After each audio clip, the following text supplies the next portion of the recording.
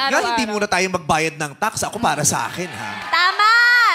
Diba? Ako tingin ko parang, hindi pwedeng ninakaw nyo yung tax namin, tapos magbabayad pa din kami. Ibalik nyo muna yung ninakaw nyo sa amin. Tama! Diba? Yung parang pupunta ka sa restaurant, diba? Pabili nga ng spaghetti, tapos merong pay as you order. Kasi diba yung tax, kaya ka nagbabayad ng kapalit nun ay serbisyo.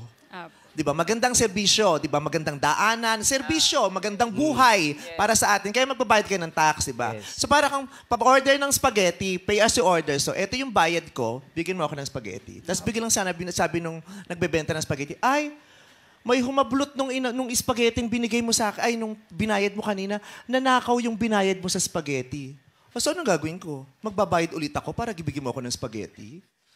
Kahit nanakaw, kung sinabi mong nanakaw yung pinabayad ko ng spaghetti, nagbayad na ako eh. Ibigay mo sa akin yung spaghetti kasi nabayaran ko yun. Tama. Diba? Ano yun? Ganun lang yun. Tapos, babayaran kita ulit. So, 2 beses ako magbabayad ng spaghetti para sa spaghetti nanakaw. Diba? Tama. Ako yun lang sa akin, diba?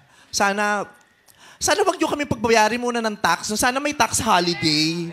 Kasi ninanakaw nyo eh. Ibalik kung talagang mahal lang ng mga nasa gobyerno ang mga Pilipino. Maglambing naman kayo. Pinanakaw nyo pera namin eh. Diba? Wag nyo muna kaming pagbayarin. Stop muna. Diba? Hindi naayos. Oo. Hanggang tinaayos. O pag naayos, o sige, may tiwala kami ulit sa inyo, bayad kami ulit. Diba? Kaya makikita mo sa ibang bansa, ang taas ng tax. Pero nakikita mo kung saan napupunta. Sulit naman ibinatay. Parang sinabi siya, oy, may obligasyon kang magbayad ng tax. O sige, pag magbayad ako, kanino ko iaabot? Dun sa kakilala ko magnanakaw. Iaabot mo ba yung perang ibabayad mo kung alam mo magnanakaw yun? Diba?